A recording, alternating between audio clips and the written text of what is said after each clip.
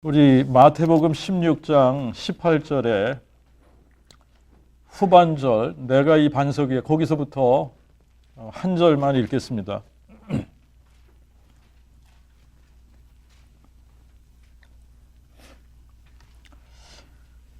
자, 내가 이 반석 위에 내 교회를 세우리니 음부의 권세가 이기지 못하리라. 거기 한 절만 제가 읽겠습니다. 그래서 다시 한번 내가 이 반석 위에 내 교회를 세우리니 음부의 권세가 이기지 못하리라. 자, 그리고 오늘은 이제 이런 제목으로 오늘 우리가 한번 말씀을 생각해 보겠습니다. 교회가 타락할 수 있는가라고 하는 질문이에요. 교회가 타락할 수 있는가라고 하는 겁니다. 왜 그러냐면 지금 이제 한국에도 교회들, 뭐 대형 교회, 특히 목사들 문제, 조금 교회가 커졌다 그러면 교회들 때문에 문제가 많은 것 같아요. 미국에도 그것이 이제 다른 거는 아닙니다. 제가 이제 그 신학교를 다니면서 교회 개척, Church Planting이라는 그 코र्스를 들으면서 주로 그 철치 플랜팅을 그 코र्스에서 중점적으로 이 복음주의 교회 중에 아주 뛰어나게 훌륭하게 잘하고 있는 교회가 있다. 이런 교회를 소개할 때 소개를 했던 교회들이 윌로우 크릭 커뮤니티 철치라든지 세틀백 커뮤니티 철치라든지 이런 데요. 그때는 이제 한국 교회들이 이렇게 미국에 와서 뭐 윌로우 크릭이라든지 세틀백을 공부해서 막 그거를 또 카피해 가기 전입니다. 굉장히 복음주의적이고 또 참 신선한 충격을 주면서 교회가 막 성장하는 그러한 아주 좋은 교회로 모델로 잡아서 윌로우 크릭이라든지 세틀백 이런 교회들을 소개하고 그런 교회들을 연구하게 하고 페이퍼를 써내게 하고 이제 그래서 중점적으로 뭐 공부를 했던 교회 중에 하나가 세틀백, 그 다음에 윌로우 크릭 이런 교회들입니다. 근데 윌로우 크릭 그러면은 복음주의 교회에 굉장히 아주 영향력을 미치는 이제 빌 하이블스라는 사람이 이제 목사고, 이제 이 사람은 특징이 뭐냐면 주일 예배는 이제 이 시커 구도자들이 온다. 그래서 이들에게는 복음만 전해야 된다라고 하는 게 이 사람의 모토입니다. 그래서 주일 예배, 이 주일 예배는 예를 들면 자기가 자기 옆집에 불교 다니는 사람이 있는데 이 사람을 어떻게 해서든 교회를 한번 데리고 가려면 언제 데리고 가냐? 주일날 데려간다는 거죠. 뭐 수요일이나 금요일이나 다른 때 데려가는 게 아니라 주일 예배 데려간다는 거죠. 그런데 주일 예배를 딱 데려왔는데 헌금 설교를 한다든지 뭐 전혀 이 지금 이제 복음하고 상관이 없는 설교를 해버리면 그 사람들이 복음 들을 기회도 없고 왔다가 그냥 흥미를 못 느끼고 그 다음부터 안 나올 거 아니냐. 뭐 그래서 이제 이분은 그때부터 시작을 해서 교회를 자기가 개척을 하면 자기는 이런 교회를 해야겠다라고 이렇게 마음을 먹은 것 같아요. 그래서 젊은 나이에 교회를 개척을 했는데 그 윌로우 크릭의 특징은 뭐였냐면 주일날 이분이 항상 복음을 전했다라고 하는 겁니다. 근데 이제 그때만 하더라도 저희한테는 그것이 상당히 이제 신선하고 충격적인 거였어요. 야, 복음 설교를, 복음을 계속 주일마다 전한다. 그리고 이제 예수를 믿기로 이렇게 작정을 한 사람들은 수요일이나 뭐 이렇게 다른 윅데이에 그 성경을 집중적으로 가르친다. 굉장히 이제 좋은 아이디어처럼 저한테는 들려졌던 그런 부분입니다. 자, 그런데 이제 최근에 그분이 임기를 다 마치지 못하고 사임을 했다 이런 소식이 들려졌습니다. 이제 문제는 이제 또 스캔들 문제였습니다. 그래서 이렇게 쭉 그 기사들을 살펴보고 하면서 참 가슴 아픈 그런 내용들이었었는데 지금 뭐 한국 교회뿐만 아니라 지금 미국 교회들, 이 많은 교회들 이 교회의 문제들이 자꾸 이렇게 드러납니다. 그리고 이제 그 세를백 커뮤니티 철치는 릭 워런이라는 이 사람이 이제 그 purpose driven church 그리고 그 40일 동안 하는 그런 그 이제 이 인생의 목적 세미나라든지 뭐 이런 걸 하면서 한국 교회에 아주 그냥 뭐 굉장히 큰 영향을 미친 사람이죠. 근데 이 사람은 어떻게 됐냐? 기독교와 크리스찬이티와 이슬람을 이렇게 한데 묶어서 크리슬람이라는 것을 만드는데 앞장서는 사람이 됐죠, 그죠? 참 그래서 이게 슬픈 이야기입니다. 또 슬픈 이야기인데, 그래서 오늘은 제가 이제 무슨 질문을 우리가 한번 해봤으면 좋으냐 하면 교회가 타락할 수 있을까라고 하는 질문입니다. 왜 그러냐면 요즘 사람들이 교회가 타락했다고 얘기하거든요. 교회가 타락했다. 근데 그 교회가 타락한 것이 목사들이 타락했기 때문이다라고 생각을 합니다. 목사들이 타락했다. 그런데 이제 답이 좀 잘못된 것 같아요. 목사들이 타락했기 때문에 교회가 타락했다라고 하는 게 이게 좀 정답은 아니다라고 하는 겁니다. 교회가 타락할 수 있느냐라는 질문에 우리가 성경적인 답을 해야지 된다라고 하는 겁니다. 교회가 타락할 수 있을까? 아니면 한때는 정말 훌륭한 목사였었는데 성공하니까 타락할 수 있을까라고 하는 겁니다. 그 질문을 우리가 이제 성경적으로 답을 좀 해봐야지 될 것 같습니다.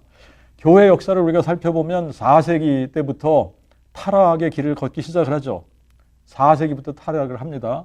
타락을 해서 12세기 동안 1200년을 아주 줄기차게 타락을 해나갑니다. 그래서 이 교회의 암흑기를 맞게 되고 결국은 종교개혁이라는 게 일어납니다. 이 종교개혁이 16세기에 일어나서 500년 동안 이 종교개혁이 이제 하고 나서 500년이 지났어요. 500년 지났는데 지금 와서 종교개혁 후에 500년 후 지금 교회들의 모습을 보면 개신교죠.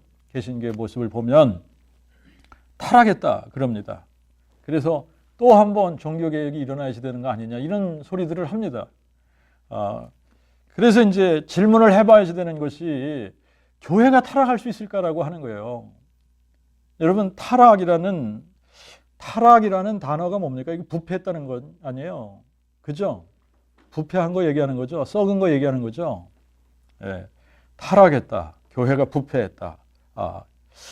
현실은 우리가 현실을 보면 교회들이 타락했다라고 보여집니다. 목사들이 뭐 줄줄이 지금 뭐 이렇게 스캔들 있는 목사들이 나오기 시작하고 돈이 많아지면 그냥 이 돈을 어떻게 주체할 수가 없잖아요. 그래서 이제 목사들이 문제가 생긴다 이렇게 보는 겁니다. 현실적으로 교회들이 타락했다. 근데 성경적인 답은 뭐냐? 교회가 타락할 수 있는 거냐? 라고 하는 거예요. 교회가 타락할 수 있는 거냐? 성경적인 답은 교회는 타락할 수 없다라고 하는 겁니다. 교회는 타락할 수 없다. 이게 성경적인 답이에요. 그러면 그렇다면 뭐가 문제냐라고 하는 겁니다. 교회는 타락할 수 없다라고 한다면 그러면 성경은 그냥 이상적인 것만 우리한테 제시하는 거 아니냐? 현실하고 너무나 갭이 큰 거 아니냐? 성경이 현실적이지 않은 거 아니냐?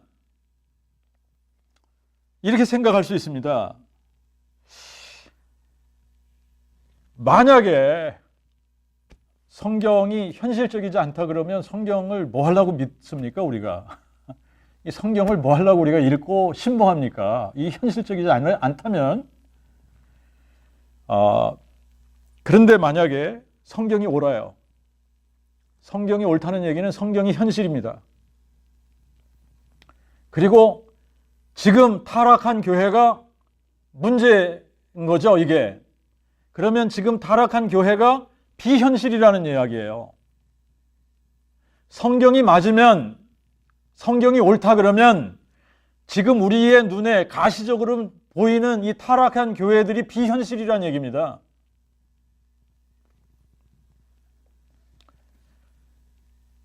타락한 교회들이 비현실이라고 얘기를 하면 적나라한 표현으로 타락한 교회가 아니다라는 이야기를 하고 있는 거죠. 타락한 교회는 교회가 아니다.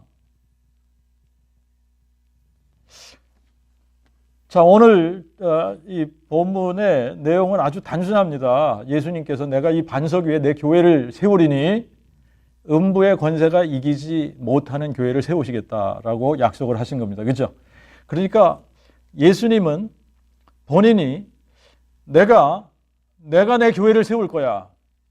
그런데 내 교회는 음부의 권세가 이기지 못하는 교회야 라고 단정지어 말씀을 하신 겁니다. 그러면 예수님께서 내 교회가 음부의 권세가 이길 수가 없어 라고 말씀을 하셨으면 주님의 교회는 타락할 수 없다고 말씀하신 겁니다. 맞지요? 타락할 수 없다고 얘기하신 거예요. 주님이 세우시는 주님의 교회는, 그게 교회인 거죠. 그 교회는 음부의 권세가 이길 수 없어. 타락할 수 없어. 이 얘기 하시는 겁니다. 타락할 수 없는 게 교회라는 얘기예요. 여러분, 교회가 타락할 수 있느냐?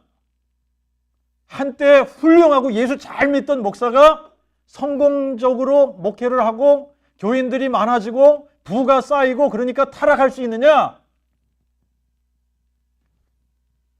성경적인 답은 타락할 수 없다입니다. 타락이 안 되는 거예요. 타락할 수 없다. 이게 답입니다. 자, 로마서 1장 16절에 바울이 뭐라고 얘기했냐면 그 복음은 모든 믿는 자에게 구원을 주시는 하나님의 능력이다 그랬습니다.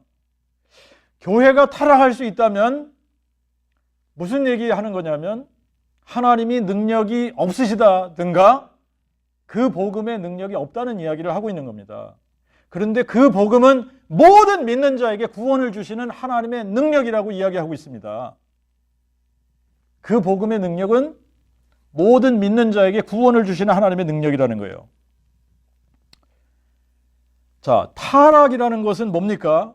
타락이라는 것은 부패했다, 썩었다 이겁니다. 타락했다, 부패했다, 썩었다 이 말이에요.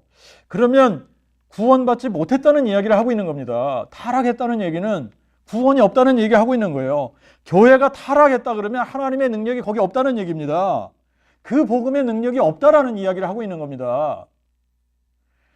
자, 우리가 성경을 살펴보면 성경 그 어느 곳에도 교회가 타락할 수 있다고 이야기하는 곳이 없습니다.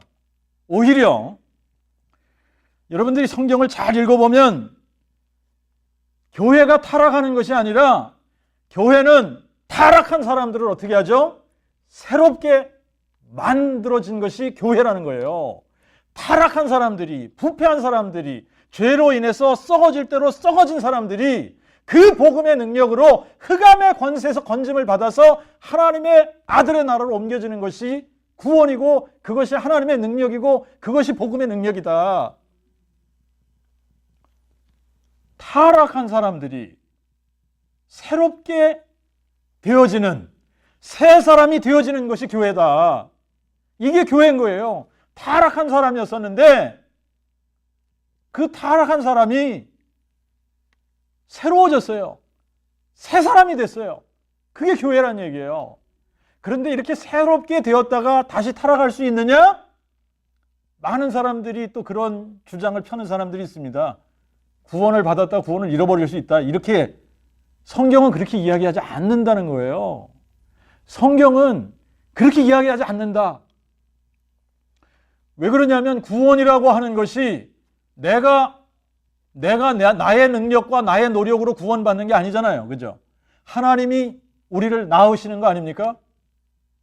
하나님의 능력으로 우리를 구원하시는 거 아닙니까? 그러면 그 하나님의 능력은 우리를 새롭게 하신 후에 타락하게 하실 수 없는 거예요. 자, 그게 교회의 본질입니다. 그게 하나님의 능력이에요. 우리가 이제 교회에 대한, 교회를 가장 잘 논한 서신서를 우리가 에베소서라고 그렇게 이야기를 합니다. 자, 그래서 에베소서를 우리가 잠깐 가서 보겠습니다. 에베소서에 가서 보면 에베소서 1장에 23절에 교회는 그러면서 교회에 대한 정의를 내립니다. 교회는 그리스도의 몸이니 만물 안에서 만물을 충만케 하시는 자의 충만이니라, 이렇게 기록하고 있습니다. 교회가 뭐냐? 교회는 그리스도의 몸인데, 이 그리스도의 몸이 어떤 몸이냐? 만물을 충만케 하시는 자의 충만이니라. 그런데 만물을 충만케 하시는 자의 충만이 타락할 수 있느냐? 여러분, 타락할 수 없다라는 것이 성경의 답이에요. 이것이 성경적인 답입니다. 2장에 가서 보십시오. 2장에 가서 보시면 20절부터 22절까지 있습니다. 너희는 사도들과 선지자들의 터 위에 세움을 입은 자들로서 예수 그리스도께서 친히 모퉁이 주춧돌이 되시어 그 안에서 건물마다 서로 연결되어 주님 안에서 성전이 되어가고, 그 안에서 또한 너희도 하나님의 처소가 되기 위하여 성령으로 함께 지어져 가느니라. 여러분, 성령으로 함께 지어져 가는데 타락할 수 있습니까? 타락한다는 거는 거기에 뭐가 안 계시다는 얘기죠? 성령이 안 계시다는 얘기잖아요. 성령이 안 계시기 때문에 타락한다는 얘기 아닙니까? 그런데 하나님의 교회는, 주님이 세우시는 교회는 성령이 함께 지어져 가는 교회이기 때문에 타락할 수 없는 거예요. 음부의 권세가 이길 수 없는 겁니다. 자, 4장을 보세요. 에베소서 4장 11절부터 16절까지 보겠습니다. 그리스도께서 어떤 자들은 사도로 혹은 선지자로 혹은 복음 전하는 자로 혹은 목사와 교사로 삼으셨나니, 이는 성도를 온전케 하여 봉사의 직무를 하게 하고 그리스도의 몸을 세우려 하심이니라. 우리가 다 하나님의 아들을 믿는 것과 아는 일에 하나가 되고 온전한 사람을 이루어 그리스도의 장성한 분량이 충만한 데까지 이를지니, 이는 우리가 더 이상 어린아이가 되지 아니하고 사람들의 술책이나 간교한 유혹으로 속여 빠뜨리는 모든 교훈의 풍조에 밀려 요동치 않게 하시고, 오직 사랑 안에서 진리를 말하며 모든 일에 그에게 곧 머리 대신 그리스도에게 자라게 하사, 그로부터 온 몸이 각 마디의 공급을 받아 잘 연결되고 결합되어 각 지체의 분량에 맞게 역사하심을 따라 그 몸을 자라게 하시며 사랑 안에서 자신을 세우시느니라. 여러분, 지금 이거 보면요, 교회는 타락할 수 없다라고 하는 것이 하나님께서 그의 몸을 자라게 하시고 사랑 안에서 자신을 세워가신다 그랬습니다. 그리스도의 몸이면, 교회가 그리스도의 몸이면 그분 자신이라고도 보는 거죠. 그죠? 그래서 그분 자신을 세워가시는 거예요. 세워가시는데 어떻게 합니까? 성도를 온전케 한다는 겁니다. 교회는 타락할 수 없습니다. 왜 그러냐면 교회는 성령께서 우리를 함께 그리스도의 몸으로 지어가는 거예요. 성전으로 지어가는 거예요. 그리스도의 몸으로 우리를 세워가는 겁니다. 우리를 온전케 하지 타락하게 하시지 않다라고 하는 겁니다. 누가 그렇게 하신다고요? 성령께서 그렇게 하신다. 그리스도께서 친히 그렇게 하신다라고 하는 겁니다. 자, 이게 타락하지 않는다는 거예요. 그리고 우리가 14절에 보면 우리가 더 이상 어린아이가 되지 아니하고 사람들의 술책이나 간교한 유혹으로 속여 빠뜨리는 모든 교훈의 풍조에 밀려 요동치 않게 하시고, 주님이 그렇게 하신다는 이야기입니다. 그러니까 타락할 수 없게 하신다는 얘기예요. 타락이 안 된다는 얘기입니다. 그 몸을 자라게 하시는 거예요. 사랑 안에서 자신을 세우시는 거예요. 그게 교회입니다. 하나님의 교회, 그리스도의 몸이라고 정의를 내렸습니다. 그리스도의 몸. 그렇기 때문에 그리스도께서 친히 자기 자신을 자라게 하시고 세워가시는 거예요. 누구의 분량까지? 예수 그리스도의 분량까지. 자, 그러면 타락할 수 있다, 없다? 없다. 타락할 수 없다. 자, 타락이라는 말이 뭡니까? 생명에서 떠나 있다라는 거예요. 생명에서 떠나 있다. 생명에서 떠나 있는 게 타락인 거예요. 왜 타락하냐? 생명이 없기 때문에 타락하는 겁니다.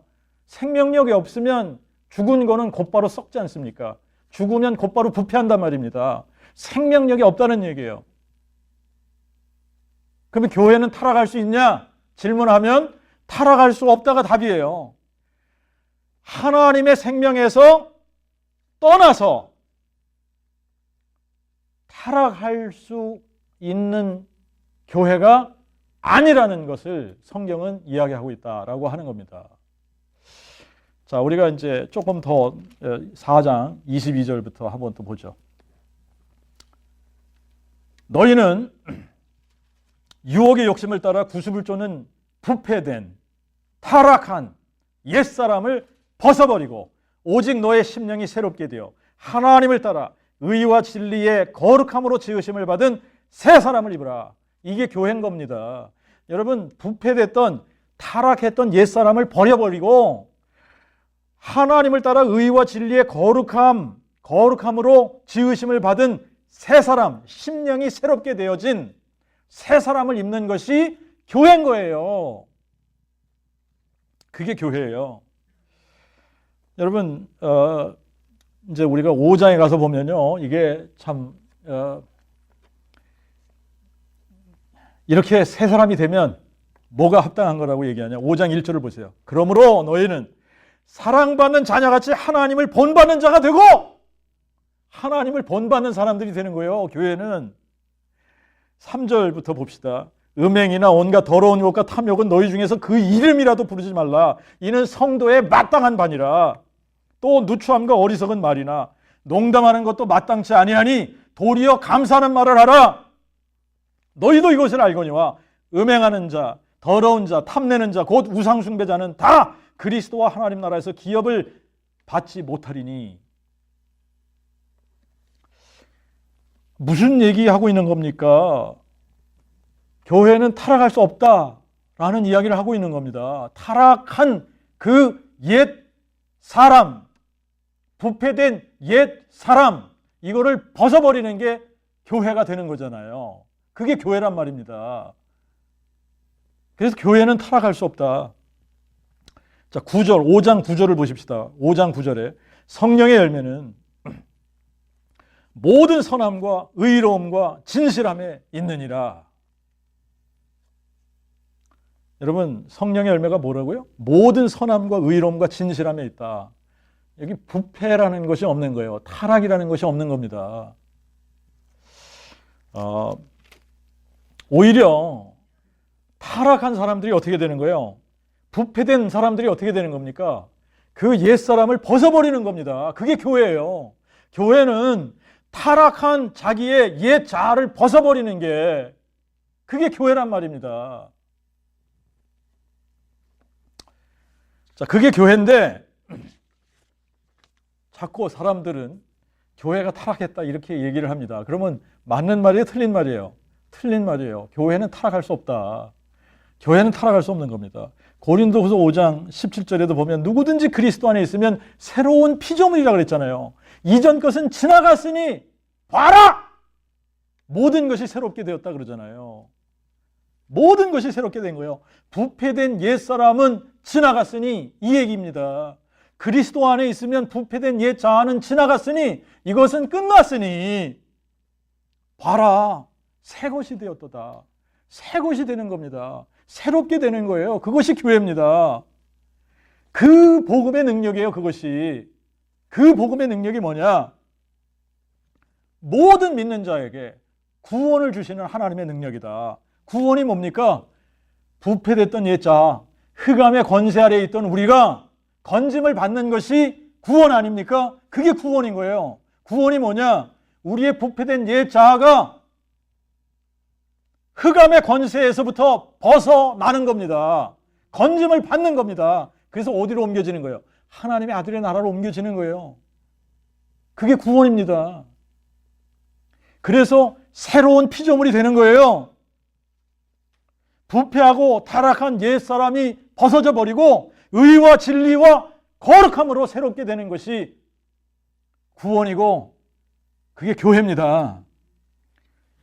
골로새서 1장 28절에는 우리가 그리스도를 전파하여 각 사람을 권하고 모든 지혜로 각 사람을 가르치면 각 사람을 예수 그리스도 안에서 완전한 자로 세우려 함이니라 그랬습니다. 여러분, 완전한 자로 세우려고 하는 거예요. 완전한 자로 세우려고 하는데 타락이 어떻게 됩니까? 타락할 수 없는 겁니다.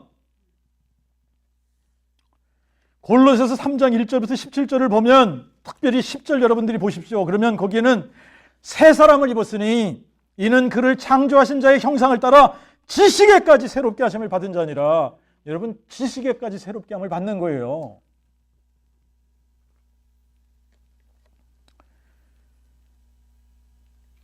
자, 우리가 이제 디모데전서와 디도서를 우리가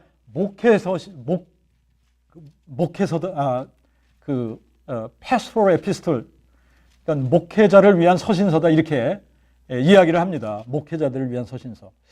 근데 이 디모데전서하고 디도서를 보면 디모데전서 3장 2절하고 10절에 그리고 디도서 1장 7절에 무슨 이야기를 하냐면 감독 혹은 목사, 장로, 집사의 자격 조건이 나옵니다. 교회에, 하나님의 교회에 목사가 되려면, 감독이 되려면, 집사가 되려면, 장로가 되려면 어떤 조건을 갖춰야 되냐? 한마디로 책망할 것이 없는 자라야 된다. 이렇게 기록하고 있습니다. 여러분, 어떤 사람이래야 된다고요? 하나님의 교회, 주님의 교회의 목회자, 목사가 된다. 장로가 된다. 집사가 된다. 어떤 사람이라야 된다? 책망할 것이 없는 사람이라야 된다. 책망할 것이 없는 사람이라야 된다. 중요한 질문 다시 한번 해봅시다. 그러면 왜 우리 눈에 보이는 가시적인 교회들이 왜 이렇게 타락한 것처럼 보이냐라고 하는 겁니다. 왜 타락했냐? 눈에 보이는 가시적인 교회들이 왜 타락했냐? 타락한 이유가 뭐냐? 성경적으로는 교회는 타락할 수 없다입니다. 그죠? 성경적으로 보면 교회는 타락할 수 없다. 그러면 답이 뭐예요? 교회가 아니다. 답이 그거잖아요. 성경적으로 교회는 타락할 수 없답니다. 주님의 교회는 타락할 수 없다. 그런데 우리 눈에 보이는 가시적인 교회들이 타락했다 그러면 그 교회들이, 타락한 교회들은 뭐가 아니라는 거죠? 교회가 아니다. 교회가 아니다. 아니, 타락했다는 얘기가 다시 말하면 뭐라 그랬어요? 썩었다는 거잖아요. 썩은 거는 뭐가 없다는 얘기죠? 생명이 없다는 거죠. 생명이 없으니까 썩는 거잖아요. 그죠? 그러니까 교회가 아니란 얘기예요. 교회는 뭐가 있어요? 그리스도의 생명이 있는 데가 교회잖아요. 썩었던 옛 사람들을 벗어버리고 의와 진리와 거룩함으로 새롭게 된 것이 교회인데 타락했다? 교회가 아니란 얘기를 하고 있는 겁니다.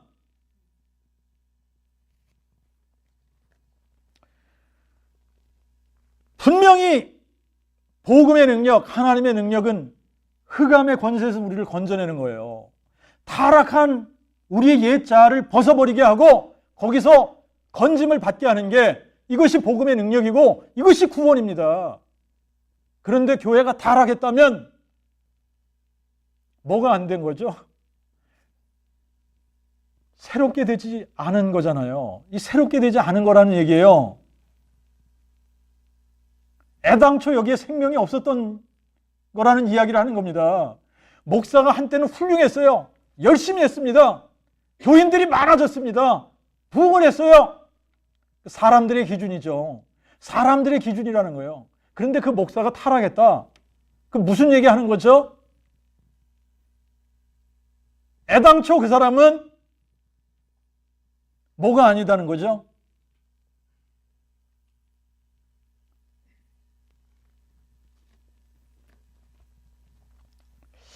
자, 그러면 무슨 일이 일어난 것일까? 무슨 일이 일어난 것일까? 처음에는 안 그랬을 거 아닙니까? 처음에는 안 그랬을 거 아니에요? 우리가 사도행전을 보면 처음에는 안 그랬단 말입니다.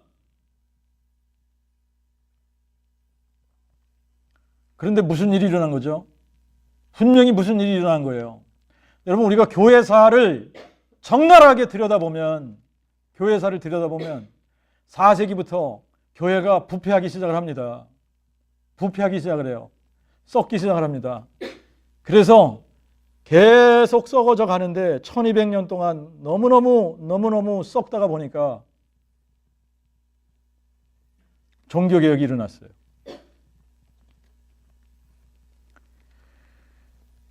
왜 4세기부터 이런 문제가 생긴 거냐?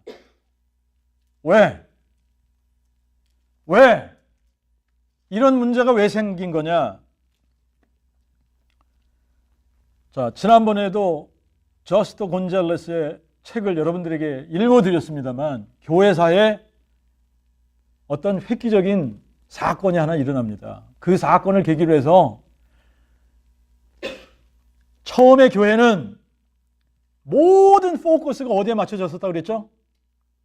예수의 부활에 맞춰졌었다. 심지어는 이들이 모여서 성찬식을 할 때에도 성찬식의 포커스가 어디에 가 있었다고 그랬죠? 예수의 부활. 그런데 수세기 후에 무슨 일이 일어났다고 그랬습니까? 수세기 후에. 그게 4세기 후를 얘기하는 거예요. 수세기 후에 무슨 일이 일어났다고 그랬어요? 부활에 초점을 두었던 기독교가 뭘로 옮겨졌다 그랬죠? 예수의 죽음으로 옮겨졌다. 그러니까 어떤 일이 일어났다는 겁니까?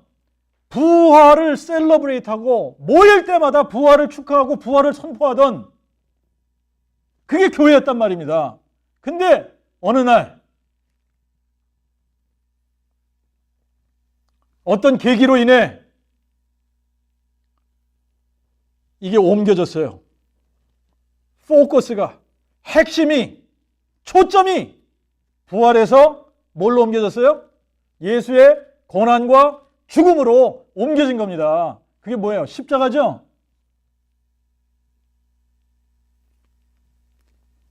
자, 이제 제가 여러 번 여러분들과 이런 이야기를 나눴습니다만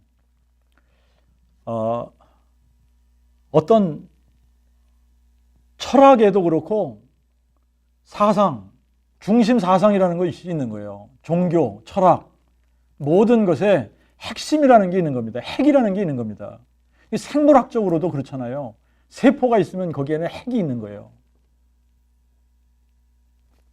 핵심. 그런데 그 핵심 사상이 그 개체를 말해주고 있는 겁니다. 핵심이 그 개체를 말해주고 있는 거예요. 근데 그 핵심이 빠져버렸어요. 다른 걸로 옮겨졌어요. 그 핵심이 여기서 빠져버리고 다른 것이 그 자리에 들어왔습니다. 그러면 이게 더 이상 같은 겁니까? 다른 겁니까? 이 질문을 해봐야 되는 거예요. 핵심이 옮겨졌다는 거예요. 부활에 포커스를 두었었는데 이게 옮겨졌어요. 뭘로 옮겨졌다? 예수의 죽음, 고난과 죽음, 십자가로 옮겨졌다. 자, 그런데 이제 우리가 서신서를 읽다가 보니까 1세기부터 여러분 1세기부터 여러 종류의 다른 복음들이 나오기 시작을 했다라고 하는 겁니다. 1세기부터 그랬어요. 그래서 바울은 이거를 참 안타깝게 생각한 사람입니다. 바울은 갈라디아서 1장에서 뭐라 그러냐면 이 갈라디아 교회 교인들에게 참 너희들이 이상하다. 참 이상하다. 그리스도의 은혜로 너희를 부르신 이를 이같이 속히 떠나 다른 복음 쫓는 것을 내가 이상히 여기노라 그랬어요. 참 이상하다. 그러면서 바울이 뭐라 그럽니까? 8절 9절을 보십시다.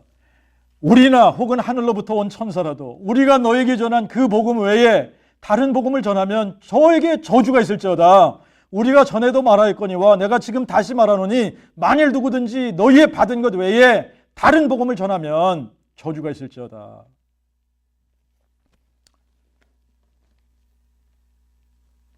다른 복음 전하면 저주가 있을지어다 그랬어요. 다른 복음 전하면 저주가 있을지어다. 그런데 저도 20년 동안 다른 복음 전하던 사람입니다. 다른 복음 전하던 사람이에요. 그래서 저도 다른 복음 전할 때 저의 나름대로 열심히 했는데 제자가 만들어지지 않았다. 제자가 만들어지지 않았다는 얘기는 구원받은 사람들이 나오지 않았다는 얘기예요. 왜 그러냐면 내 자신이 제자가 안 됐고 구원받지 못했기 때문에 내 자신이 그 복음을 갖고 있지 않으니까 다른 복음 가지고 구원의 능력이 안 나타나는 거죠.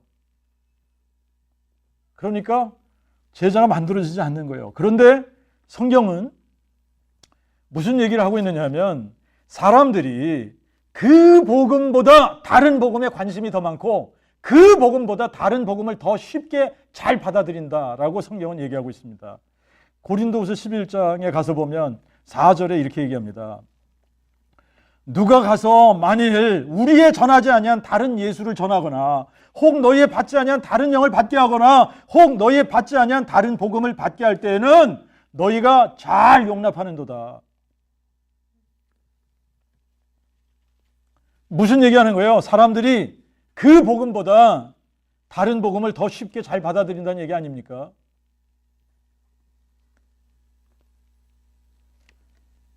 자, 그러면 우리가 진짜와 가짜를 구분하려면 여러분 비결이 뭡니까? 비결이.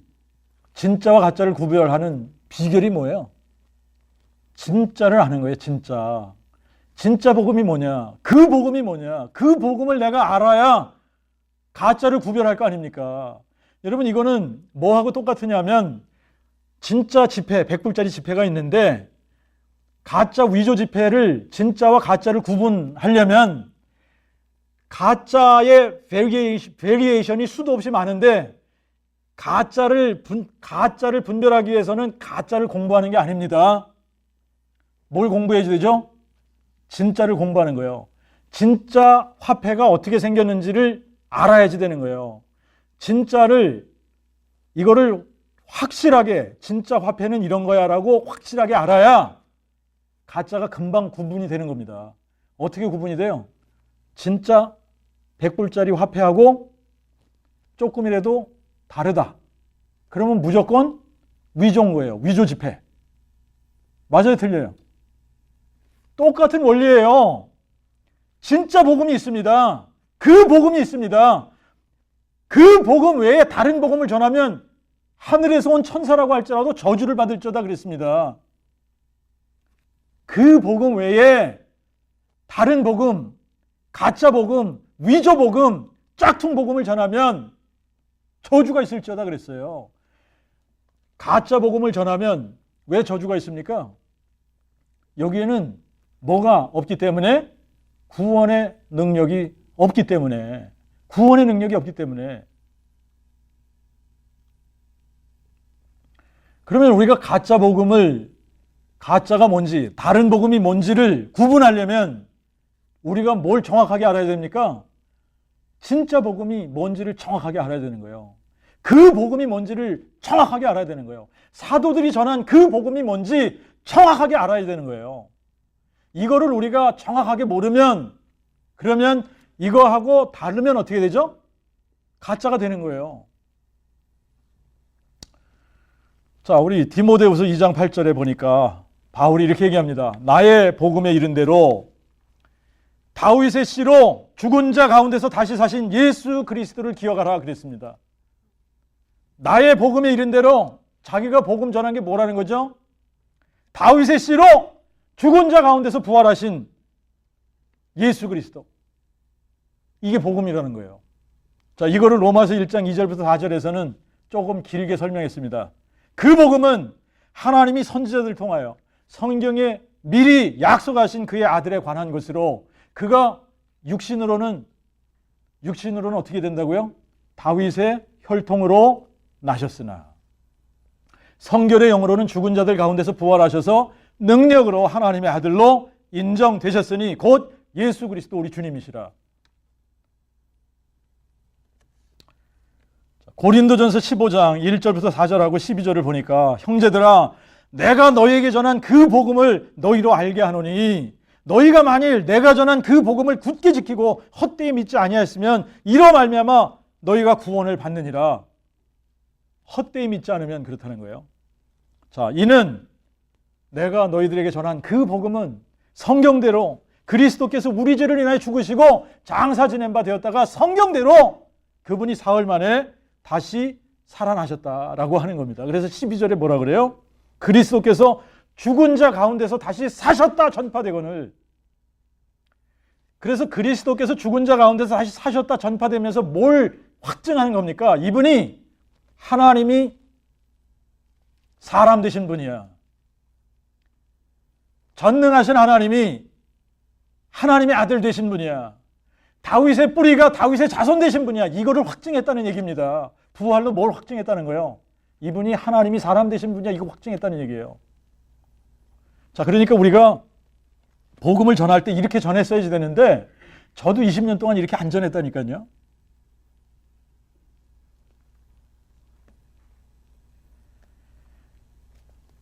사도들이 선포한 그 복음, 예수가 죽은 자 가운데서 부활하셔서 이분이 다윗의 뿌리이신 분이 다윗의 자손 되신 분이야. 이분이 다윗의 혈통으로 오신 하나님의 아들 그리스도야. 이거를 확증했다라고 하는 겁니다. 여러분, 우리가 이것만 제대로 선포했으면 이단에 빠질 사람들 없을 거 아닙니까? 그죠? 아니, 다윗의 혈통으로, 당신이 다윗의 혈통으로 났어? 다윗의 혈통 아니잖아. 그럼 가짜잖아. 거기서부터 판명이 나는 거 아니에요? 근데 그거를 복음이라고 선포한 적이 없지 않습니까?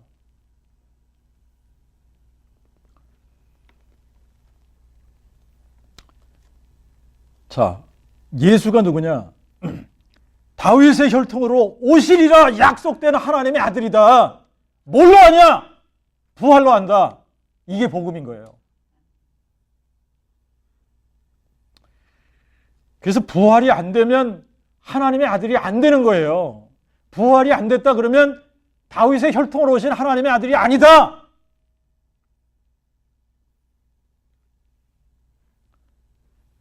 자, 그러니까 하나님께서 구원의 조건으로 딱 한 가지 걸어 놓으신 것이 뭐라 그랬죠? 하나님이 그를 죽은 자 가운데서 살리신 것을 그냥 믿으면 그랬어요? 아니면 내 마음에 믿으면 그랬어요? 내 마음에 믿으면. 마음에 믿으면 구원을 받으리니. 이게 딱 한 가지 조건이에요. 우리가 구원을 받는 조건은 딱 한 가지밖에 없는데 우리의 마음에 예수가 죽은 자 가운데서 부활하신 것을 마음에 믿기만 하면 구원을 받는다는 겁니다. 다른 조건은 없는 거예요. 이게 조건인데, 그런데 우리가 어디에 자꾸 포커스를 뒀습니까? 예수가 우리 죄를 위해서 십자가에 죽으셨다. 이게 하나님의 사랑이다. 이게 누가 우리를 위해 죽을 수 있냐. 그래서 예수가 우리를 위해 죽으신 것에 그냥 포커스를 두는 겁니다.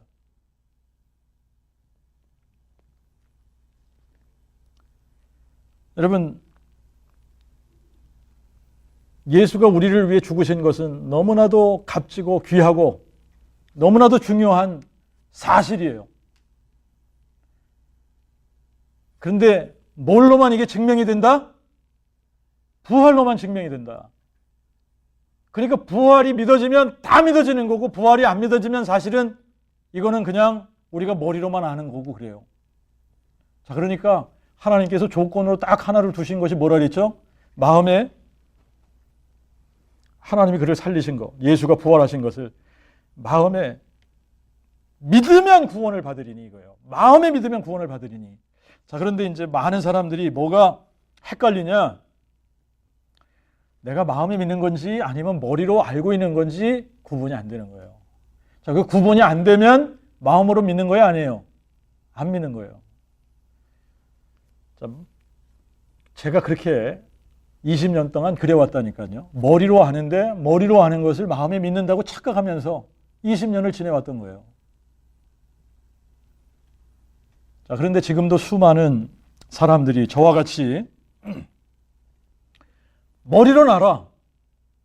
머리로 아는 걸 가지고 마음에 믿는다고 착각을 하는 거예요. 그러면 뭐가 안 나타나냐? 구원의 능력이 나타나지 않는 거예요. 하나님의 능력이, 복음의 능력이 나타나지 않는 거예요.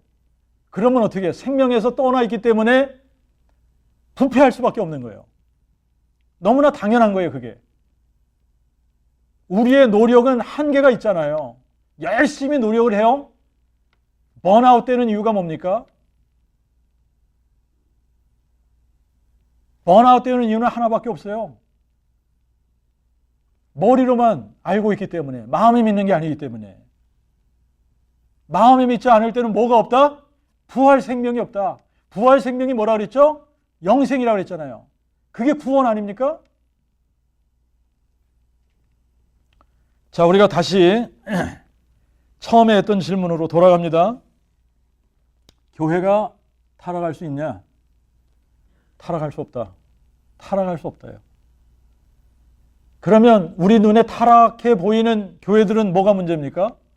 비현실이에요, 이게. 현실은 성경이 현실인 거예요. 하나님의 교회는 음부의 권세가 이기지 못하는 교회입니다. 고로 타락할 수 없다. 타락할 수 없는 거예요. 그런데 타락한 것처럼 보이는 가시적인 교회들은 왜 타락한 것처럼 보이느냐? 왜 타락했냐? 주님의 교회가 아니기 때문에, 주님의 교회가 아니기 때문이에요. 자, 주님의 교회가 아닌데 저는 이거를 알고 난 다음에 땅끝이 보이지 않은 사람인데 땅끝이 보였습니다. 사람들이 저희 교회에 와서 보면 웃을 거예요. 아니, 이렇게 뭐 사람들도 없는데 무슨 땅끝이 보여. 그런데 여러분, 그 복음이 깨달아지면서 이게 안 됐을 때는, 야, 진짜 제자 만드는 거는 힘든 거구나. 안 되는구나, 잘.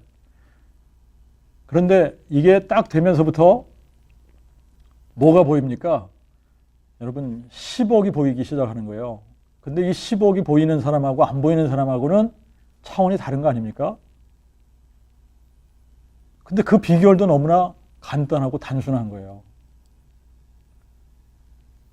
두 사람만 확실하게 제자 만들면 30회만 지나면 10억이 되는 겁니다. 음부의 권세가 이기지 못하는 교회가 세워지는 거예요. 교회는 타락한 사람들이 타락한, 부패한 옛자를 벗어버리고 의와 진리와 거룩함으로 새롭게 입음을 받은 사람들이기 때문에 다시 타락할 수 없다. 이게 정답입니다. 기도하겠습니다.